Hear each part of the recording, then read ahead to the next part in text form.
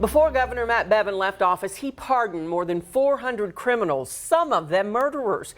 To the victims and loved ones left behind, his actions are indefensible. One of the killers free tonight is a Lexington man who murdered his newborn son.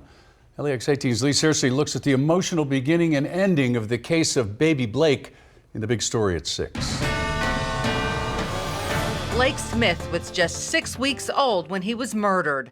A Fayette County grand jury found his father, Kurt Smith, guilty of wanton murder. The jury didn't believe his story that he dropped the baby on a hard floor. Smith was sentenced to life in prison with the possibility of parole after 20 years. LEX 18 was there during the sentencing. That was in 2002, a year after Blake's death. Now, more than 18 years later, the baby's mother is in disbelief. I've worried about this day forever, but I never thought that it would be this soon. Jessica Rudenis dreaded going before a parole board after 20 years. She never imagined her ex would walk out of prison a free man with a clean slate from a pardon. He didn't just shake a baby because it was the middle of the night and he was tired. He brutally beat my son to death. In his executive order, Bevin said Kurt Smith has been duly punished for his criminal actions more than 18 years ago. Rudenis says she never got over her son's death.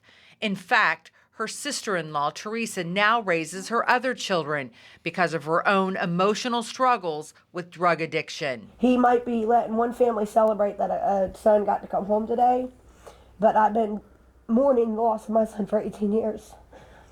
And that won't ever stop. Kurt Smith is the same Kurt Smith charged with rioting and hitting a corrections guard over the head with a rock during the North Point prison riots in 2009. In prison, he helped train dogs. But Rudenis and her sister-in-law believe that's not enough.